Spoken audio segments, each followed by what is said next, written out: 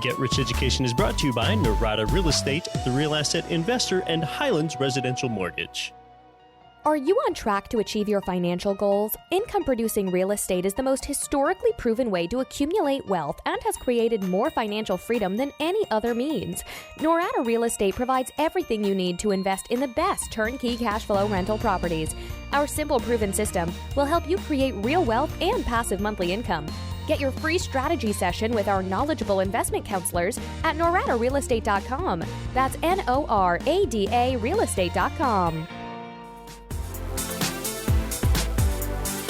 Welcome to Get Rich Education with Keith Weinhold, giving you information and ideas on the investment that has turned more ordinary people into millionaires and billionaires than anything else, and can provide you with more wealth and happiness than you ever thought possible. Now, here's your host, investor, entrepreneur, business owner, and educator, Keith Weinhold. Welcome to Get Rich Education, episode 126. I'm your host, Keith Weinhold, and thanks so much for your devoted listenership across 179 world nations and from Albania to Alberta to Albany, New York. Today, we're talking with the number one selling personal finance author of all time. Of course, that's Robert Kiyosaki. You're going to find out what he's been up to since he was here last year and get his thoughts on wealth creation. I'm sure you probably know that Robert Kiyosaki authored the mega popular 1997 book, Rich Dad, Poor Dad, and it impacted my life deeply, like it probably has yours. Our show gets 13,000 to 14,000 listens every week, so I bet there's at least, say, 1,000 of you that haven't read Rich Dad, Poor Dad, so if you haven't read it, read it. The book tells us how you can think and act like the wealthy. And I think that part of the Rich Dad, Poor Dad book's power is that it tells you things that you've thought before, but you had never actually seen in writing. So it kind of validates what you had long thought, but just hadn't seen yet. And that's why it inspires you to act. And I think you know that Rich Dad, Poor Dad inspired me back in 2002 to make my first ever home purchase, a fourplex building where I lived in one unit and rented out the other three, rather than begin with a single family home like most people do. Robert designed the popular cash flow board game. He's coined concepts like the cash flow quadrant, and he's popularized notions like that your house, your primary residence that you own, is not an asset because you pay it every month. And conversely, an asset is something that pays you every month. Something that pays you every month, which is an asset, is like your turnkey income property where you're receiving rental income cash flow checks every month from your property management company. 8 months ago, I was honored because I was asked to become a writer for Kiyosaki's Rich Dad Advisors myself, and I've since written and had about 20 articles published for them because we have a lot of similar philosophies, and we have a lot of similar philosophies because Rich Dad influenced me, and being so greatly influenced by the Rich Dad books growing up, it's a real honor that I get to write columns alongside them, something that really I'm in awe over and in some disbelief of. I am a believer in Rich Dad's core teachings and principles. I just deliver that message in a different way than Robert, of course, just like any two people are going to deliver a message in a different way. What is an abundance mindset versus a scarcity mindset? Well, for one thing, rather than working for your money exclusively, let your assets produce income for you that you don't have to work for. Let's talk about that some more with our guest. Robert Kiyosaki, welcome back onto Get Rich Education. Well, thank you very much. I like talking to you. Yeah, I love our chats. And I really like the mission of your company, the Rich Dad Company. Your mission is elevating the financial well-being of all humanity. And here in 2017, that's still as relevant as ever because in school, there still isn't any widespread formal financial education for students. So how does a lack of financial education in our school system still manifest itself in society today? And what can we do about it? I don't have the answer for that. I'm just saying what does school teach you about money? And for most people, the answer is nothing. And the sad thing about it is, even though it's nothing, people do nothing, as you know. So I think that's really the challenge. In my personal opinion, our school system is corrupt. Most school teachers sincerely think they're doing a good job, but most school teachers are like my poor dad, highly educated people with no financial education. And it's those guys, the PhDs of the world, who went to maybe good schools, they have no financial education, but they run much of our economy. Like the Federal Reserve Bank is 1,000 economic PhDs, and most of them are not competent enough to get a job in the private sector. Right. I mean, they're not even good. And most of those 1,000 PhDs will receive a defined benefit pension for the rest of their lives, whereas guys like you and me, we have to either invest in a 401k or do something like that, where they don't have to worry. So, I mean, how in the world can they lead the economy when they live in their own little bubble? And then you have guys like Obama, he went in a poor man and comes out a rich man.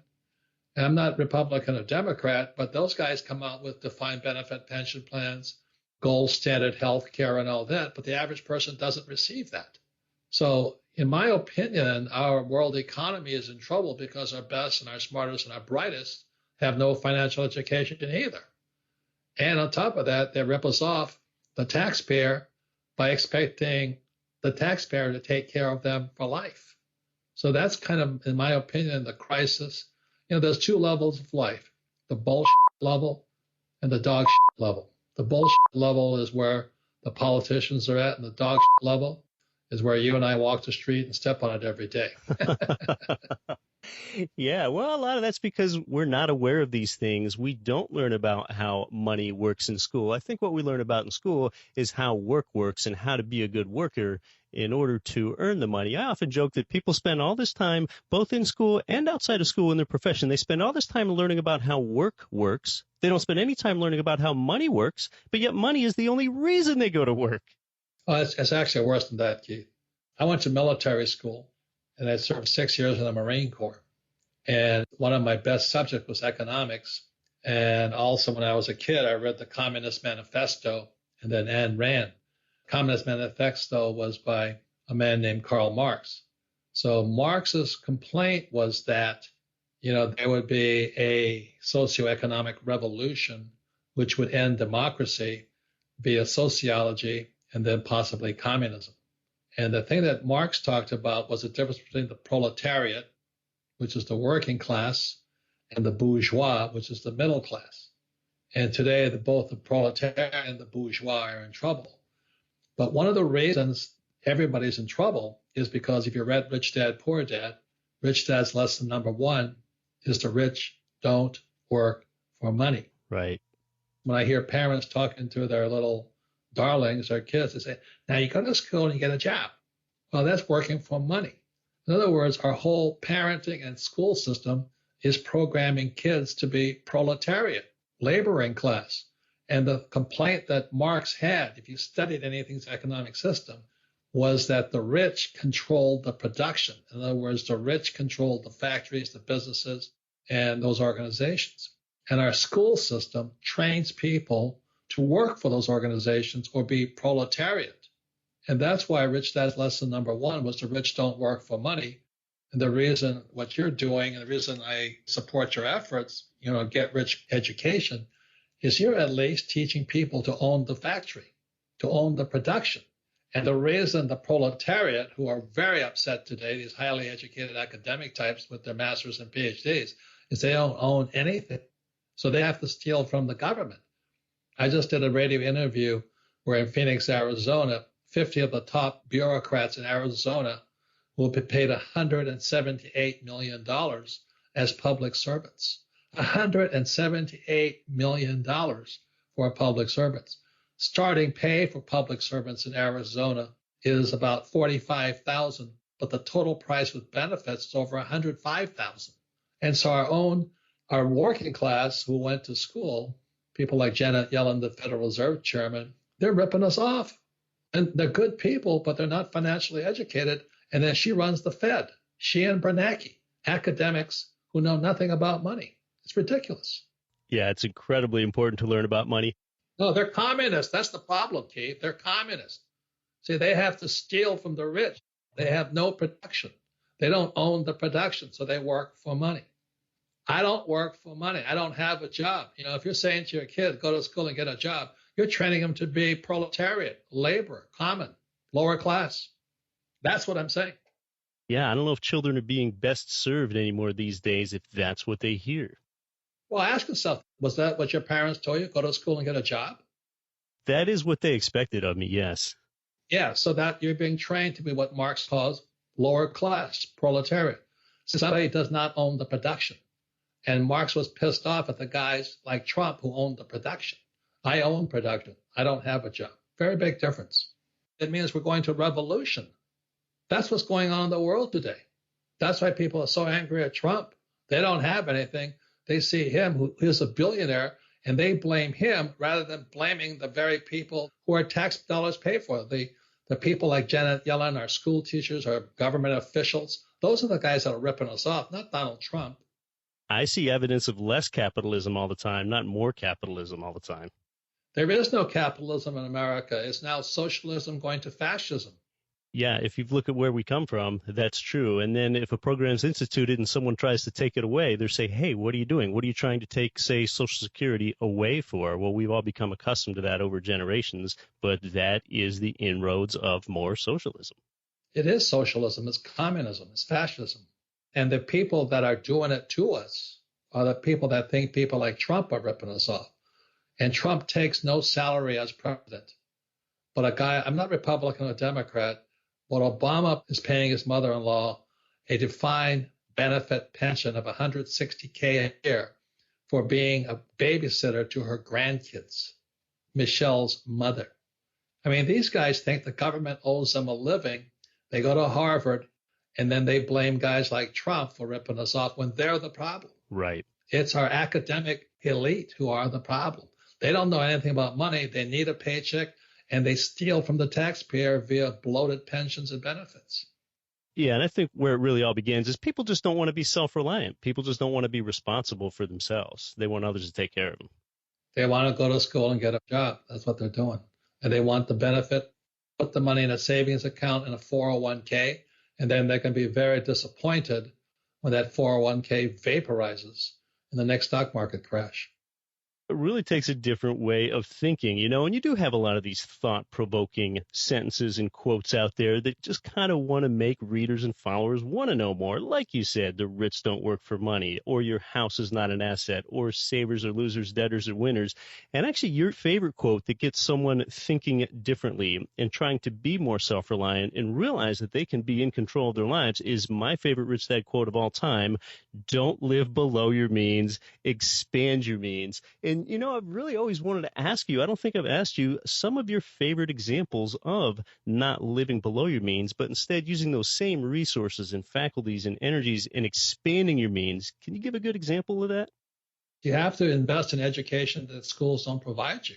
Like when I was in 1973, I took a 3-day real estate course. It's made me a multimillionaire over and over and over again, because every year I don't look for a job. Every year I look for more assets. So like this month alone, I made $3 million tax-free because of my real estate. A lot of people don't make $3 million a year and not pay tax on it. But that's what happens when they go to school to work for money, to look for a job, but know nothing about debt or taxes. It's their problem, not my problem. Then some of these communists get upset with me because I'm making so much money, but they have their PhDs and MBAs. It's the highly educated academics with no financial education that are the people right now who are at war with Trump. Now, again, I'm not Republican or Democrat. I don't agree with a lot of things that Trump said. He was mean and cruel. But as you know, in America today and across the world, there's a war going on for those who like Trump and those who hate Trump. And they're really going against Karl Marx and the Communist Manifesto. And the people that are angry are the people who work for money, the proletariat who have no production. They have a job. They have a paycheck. Those are the people that are angry. And they look up to people like Janet Yellen and Ben Bernanke and Barack Obama, people also need a paycheck. That's the problem. They don't know what they're doing with money. So that's a great answer. Your thought process in producing more yourself and expanding your means rather than living below your means was going out on a limb, doing what most don't do, and buying a 3-day real estate course and investing your money and investing your energies in that, and not going to the supermarket and finding the cheapest box of Cheerios on sale that you could find, worrying about living below your means. I've asked, how many investment properties do you own? Every year I add another 300 or 400 to it. That's 300 or 400 checks a month coming in. Or I write a book and I sell it to 50 book publishers across the world who pay me a minimum of $10,000. Then they pay me royalties every 90 days on top of that. That's expanding my means. I don't go out looking for a job. I don't go back to school for my MBA. That's ridiculous. I don't go for my PhD. I don't want the taxpayer to pay for my pension or my medical. I can do that myself. But the people that expect the government to take care of them are the people who, as Marx says, all they can do is sell their labor because they have no production. They don't own anything. So at least you own property. I own property. Your listeners own property. You're not communists. But the people that run the economy, a lot of them are closet communists. They just don't know it. Yeah. So people's wealth is going to have a threshold and have a limit when they're trading their time for dollars, like you're saying, when they're selling their time for money. They only have so much time that they can trade for dollars. Whereas you, when you publish a new book and you decide to do that, you're basically printing money for yourself on demand. Correct. Like I said, I have 3 new books coming out next month, April and May, and I'm going to sell most of them to 50 different publishers throughout the world. So that's how you make money. You don't look for a job. Give me a break. So I have production. And the average person has a job. And they have to work for the rich people who do own the factories or publishing houses. People that have a job don't have time to get rich. No, they're not smart enough to get rich. That's the problem. They have the wrong skill sets to be entrepreneurs and investors. Like the number one skill set for an entrepreneur is you got to sell. Yeah. But the average person cannot sell enough. Let's say their net per month is $10,000 a month. They can't sell $10,000 a month. So they want a job with benefits and a paycheck with a guarantee from the state and federal government. And you look at the pension plans all across the world, like CalPERS, the California Pension Plan for Public Servants. Today, that thing is $1 trillion underwater. That means all those California public servants who thought they had a pension, $1 trillion underwater is $1,000 billion. Now, how is California going to pay for all those guys who expect the government to take care of them? I don't know. And that bill is coming due today. The same as Social Security and Medicare. You look at city-states such as Puerto Rico. Those guys paid themselves fortunes, and now the banks won't lend them any more money, so Puerto Rico is going to go down. The same as Greece is going to go down. And you talk about oil in Alaska. You look at what's happening to Russia, Venezuela, Colombia, and Saudi Arabia. I was just in Dubai. The low oil prices are killing people. But nobody talks about that. It's killing people the worst that we're only dependent on one income stream. And that's not what we want to do. We don't want to be dependent on one income stream. We don't want to be completely dependent on someone else for our income. Now, worse than that is I used to work, my first job was up in Alaska, Valdez, on an oil tanker. And I know, the people of Alaska got so used to that. What was that fund you guys have? Petroleum fund or something? Yeah, it's called the Alaska Permanent Fund Dividend. Yeah. And everybody got used to that. Then they had the Exxon Valdez go aground. And then that boosted the economy because it brought billions of dollars by, do-gooders trying to save the economy, which was a terrible mistake. But Alaskans are not good with their money. It's nothing to do with oil. They're just bad with their money. They've had it too good. Oil's kept them afloat. Yeah, that's right. And it's really risky to be dependent upon one commodity. And a lot of people in those oil geographies sure are finding that out. You mentioned a couple good ideas for creating wealth. And, I use the words basically printing money on demand when you decide to purchase more apartment buildings or publish a new book. And, I agree with you when you say that most people can get rich. They just really don't have the time. You say first exit the rat race and then get rich. Here in 2017, are there any other opportunities for people to exit the rat race, especially with newer technologies?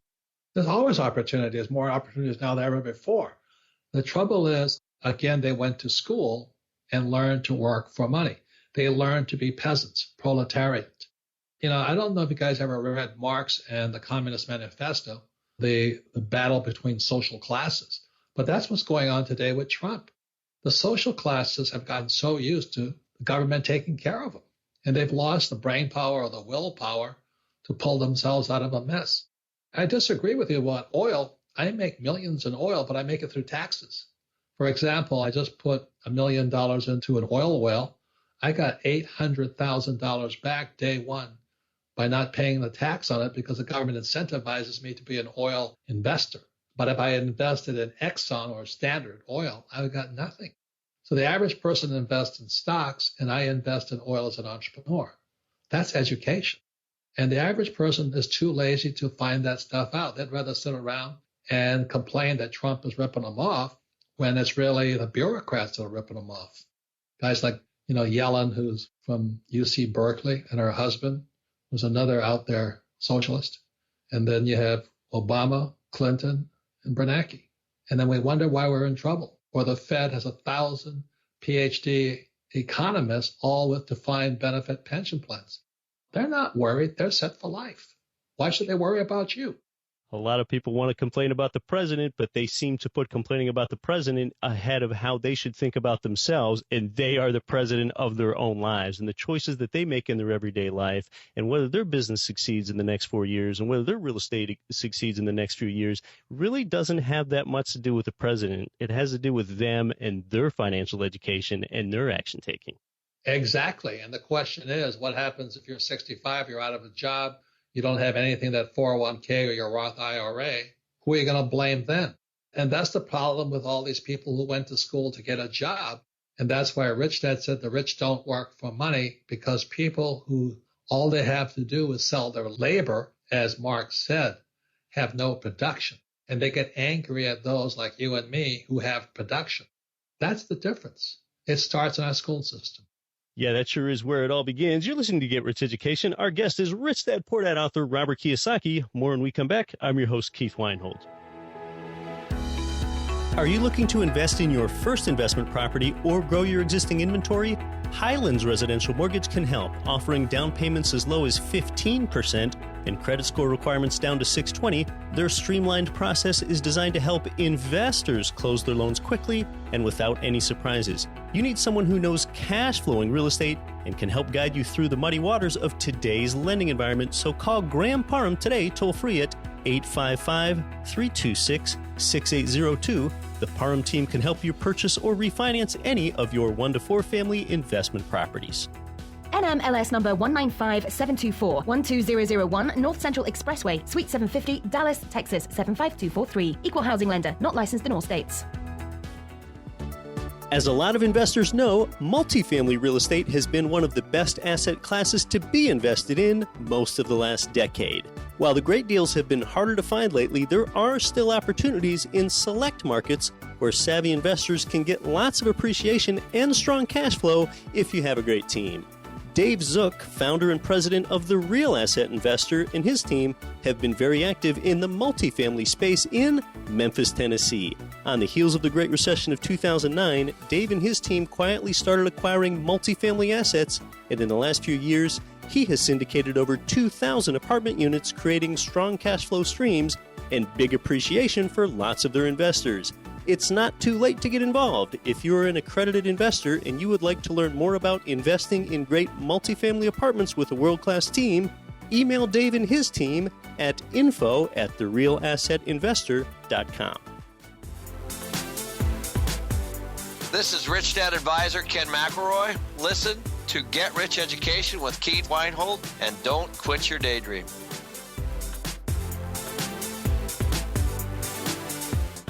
Welcome back to Get Rich Education with our guest, Rich Dad Poor Dad author Robert Kiyosaki. So, Robert, you talked about real estate deals and that you're still an active real estate investor. When you're looking at a real estate deal, what are some of the key things that you consider before you make a purchase? What do you try to keep in mind before buying? How much debt can I get? I go back to it again. People miss this first question. Rich Dad's lesson number one is the rich don't work for money. What I don't say is what the rich work for is debt. So I look at a piece of property, as you know, I'm looking for the NOI, the net operating income. So net operating income is income minus expense equals NOI. So the question is, how do I increase my income or reduce my expenses to increase my NOI? Because bankers on big projects only lend money on NOI. So if I can increase my NOI, net operating income, I can increase my debt. And debt is tax-free money. That's what I'm looking at. I just want to have a plan on how I can increase the capacity to hold debt that is paid for by my tenants. So my focus is on debt, not money.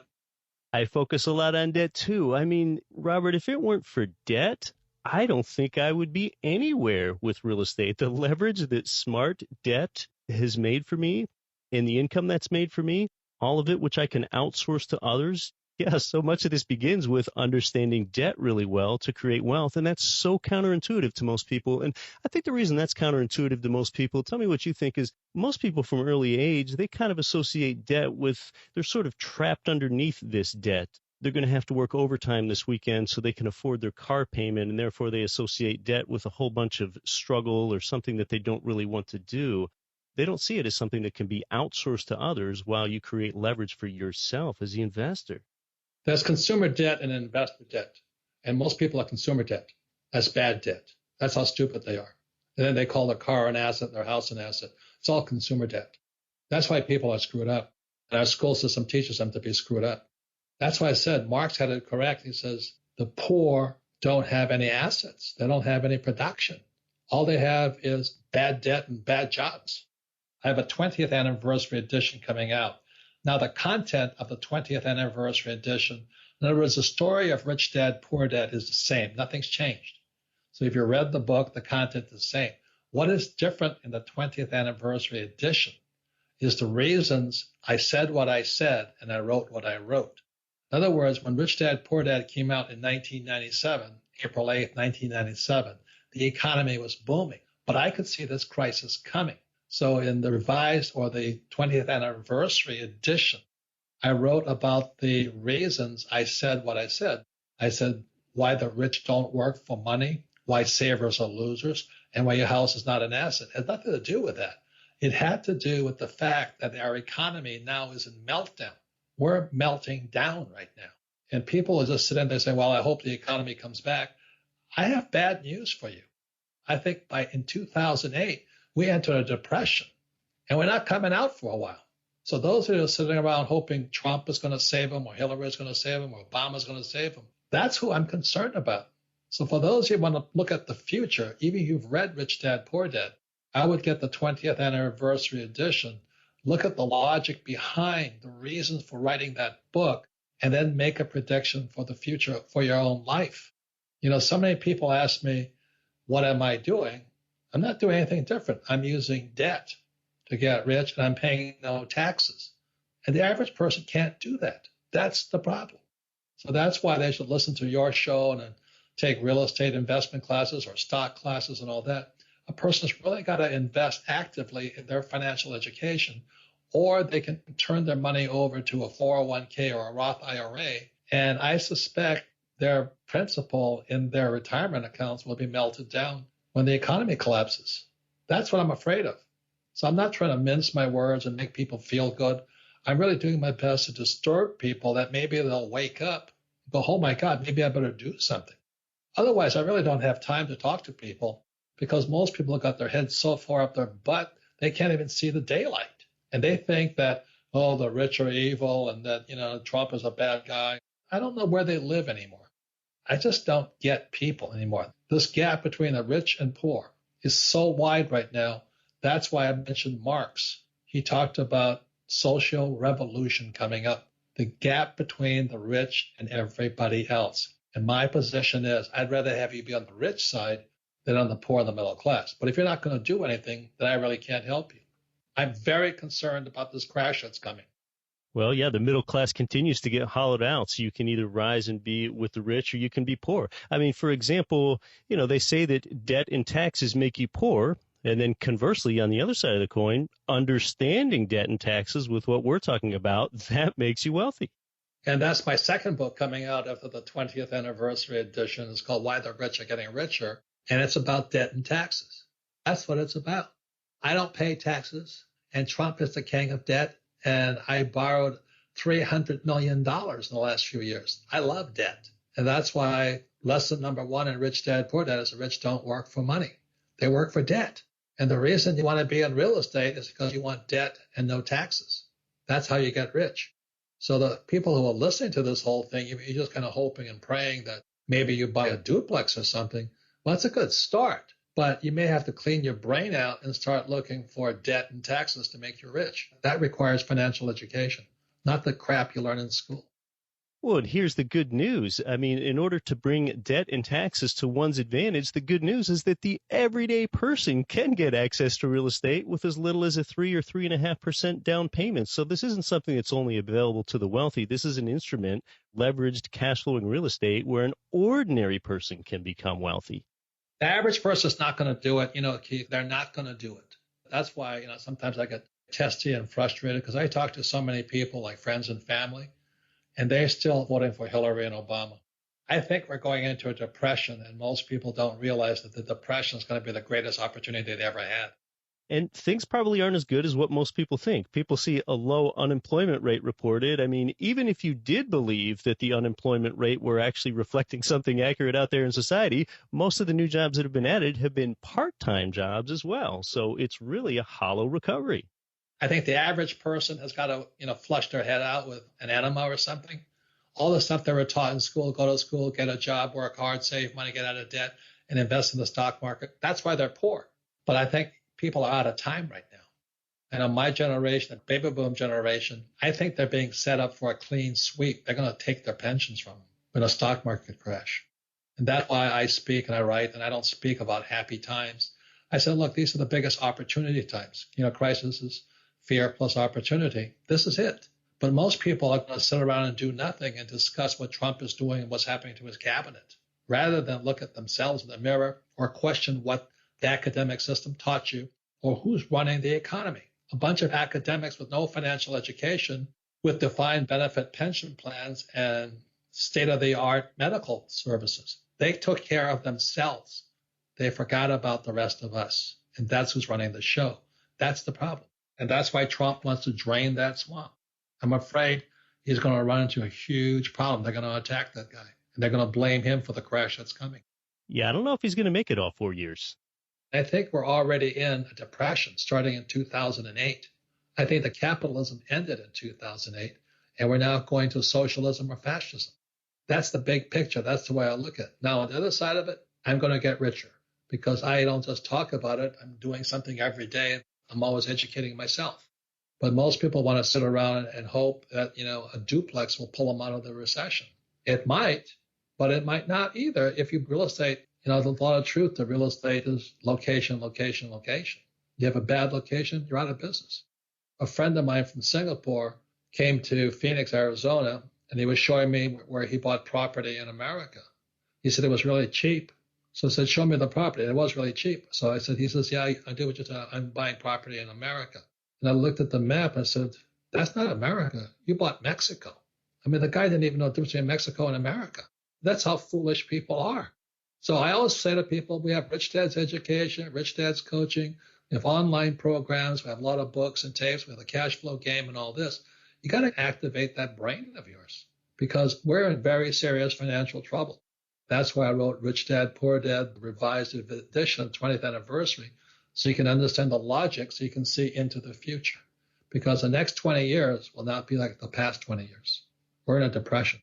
Well, it's a big year of book publication for the Rich Dad Company. What you, the listener, can do to take action and think differently is check out Rich Dad, Poor Dad, the 20th anniversary, or the next new book, Why the Rich Are Getting Richer. Robert Kiyosaki, thank you so much for coming back on to Get Rich Education. Keep teaching there, Keith. Thank you. Well, yeah, Robert and I clearly both embrace debt, smart debt, borrowing massively at a lower rate and then investing it at a higher rate. And then the tenants are the ones that pay down your debt for you anyway. That's why I've personally held millions of dollars worth of debt for a long time, and I still do. and I want even more. You know, some people say that they can't even sleep at night if they have too much debt. Well, I view debt as a smart vehicle for wealth creation, and I wouldn't be able to sleep if I had too little debt, okay? But at the same time, create value for others, and then you can feel good about being a profiteer. A clear mission of mine is to provide society with sound housing. That is core. Now, I guess it didn't come up during our chat, but one of my favorite Rich Dad quotes about debt, and it's really a lesser known quote, is this: people without leverage work for those with leverage. I just love that. People without leverage work for those with leverage. Another way to say that is people with dumb debt work for those with smart debt, okay?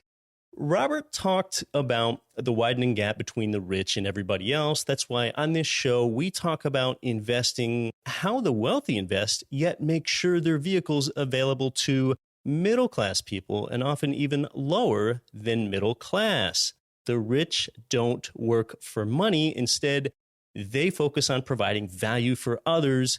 With a small down payment, you can own tangible production and a lot more than just one duplex. The world has changed. However, most people still run on kind of this old and faulty financial programming. And you just don't get this education in school. You get it at, well, places like Rich Dad or here at Get Rich Education. All right, just consider that in one school year, a child spends 7,800 hours at home and just 900 hours at school. 7,800 hours at home, 900 at school. So which teacher should be the most accountable then? It's your parents more than the school teachers that you've had, but most likely neither your parents nor your teachers ever had a financial education. So that's why you learn things here first. So you first learn things here in an informal setting. And that environment, that informal setting, it shouldn't diminish this message at all. So here we go. Robert Kiyosaki and his Rich Dad company, they'll basically tell you that here are the old rules of life and money. And there are about 8 of them. These are those old antiquated rules. Here, it's that faulty financial programming. And that is, first, you go to school. Next, you get a job. Next, you work hard. Next, you pay your taxes. Then you save your money. Then you get out of debt. Next, you invest in a well-diversified portfolio of mutual funds, usually inside a retirement account. And then finally, you retire. Okay.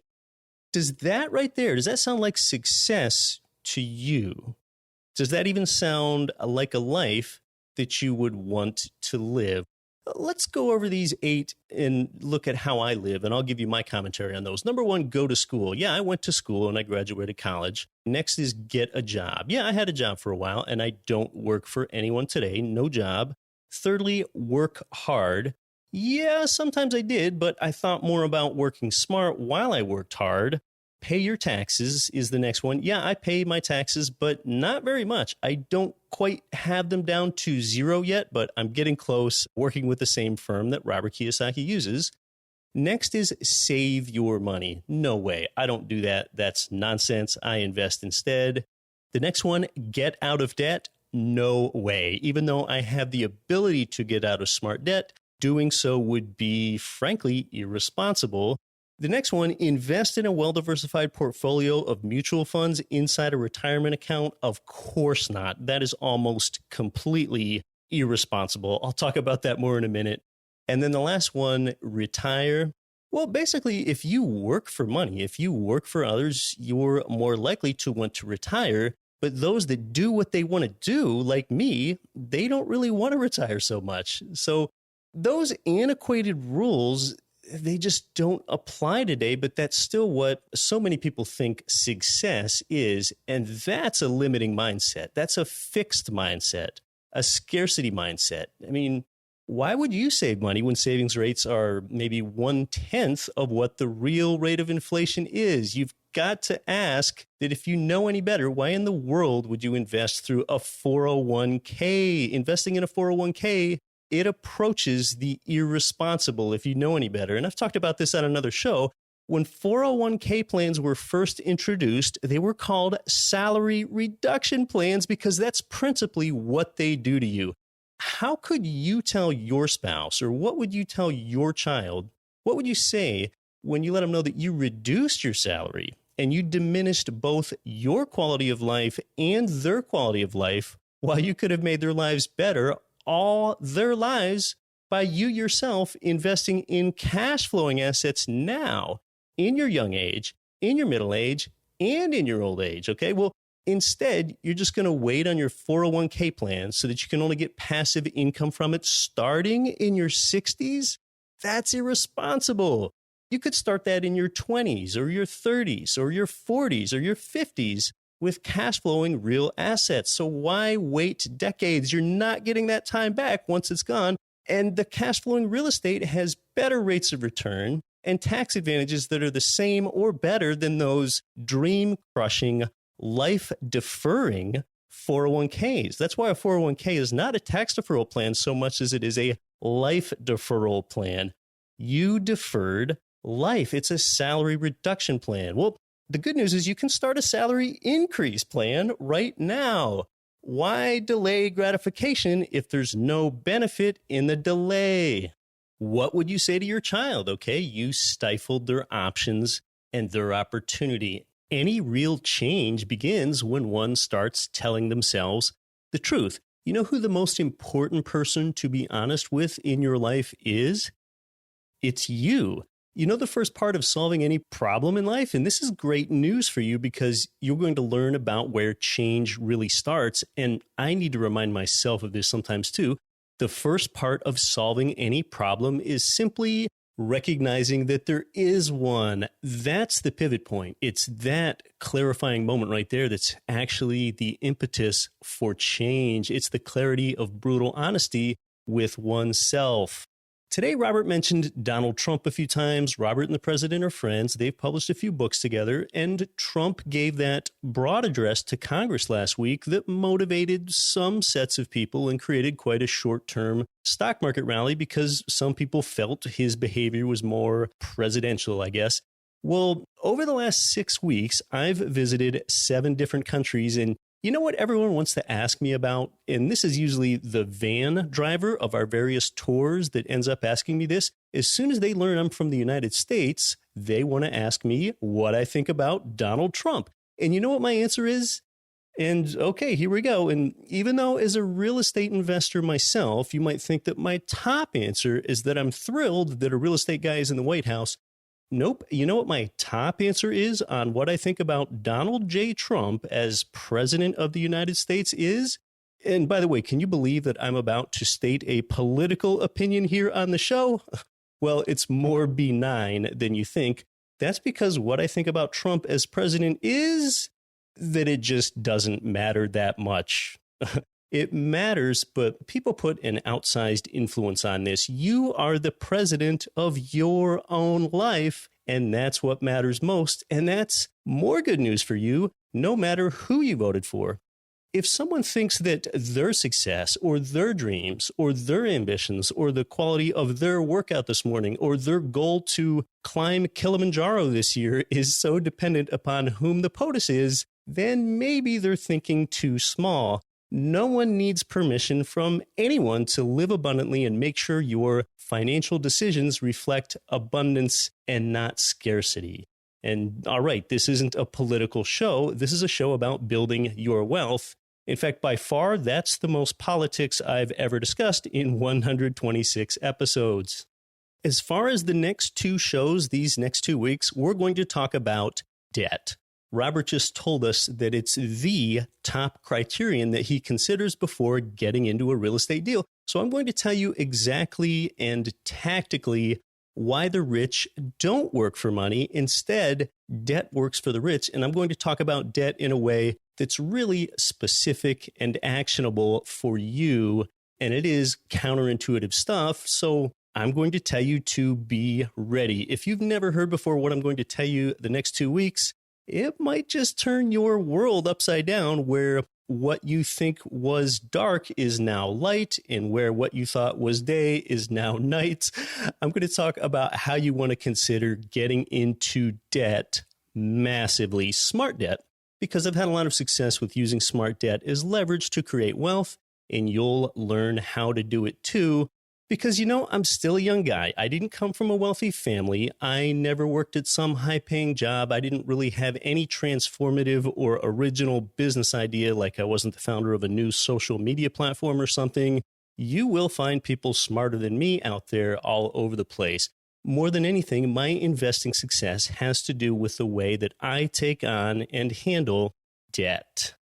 You are the president of your own life, and you make the financial decisions every day on each dollar that you choose to invest and each dollar that you choose to spend.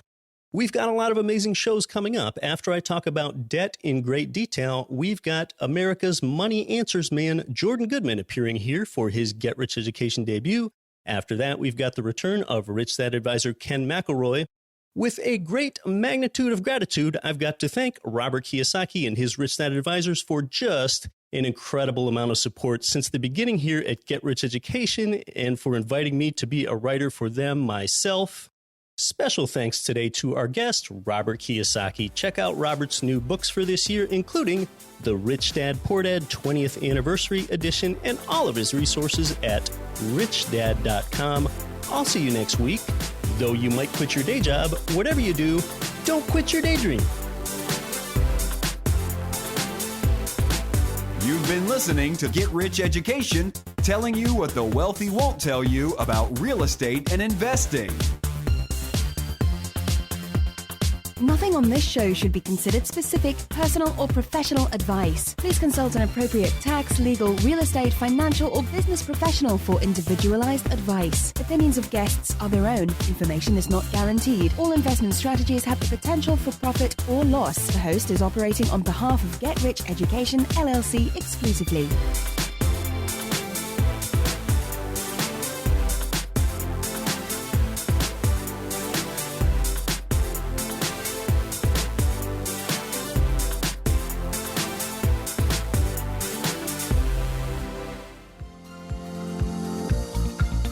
Cash flow real estate investors nationwide and worldwide, this is Get Rich Education's Keith Weinhold. Forbes has rated Memphis, Tennessee as the #1 cash flowing market in the world.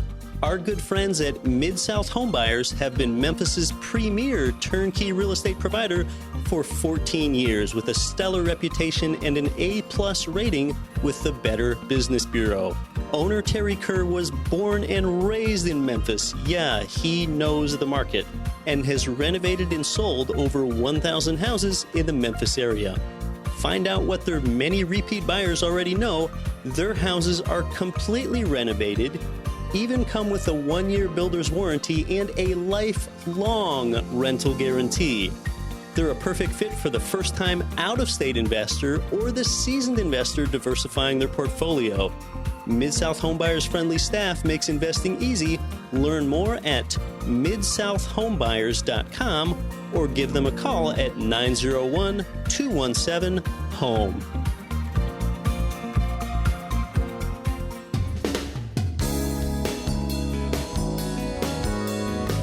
The preceding program was brought to you by your home for wealth building, GetRichEducation.com.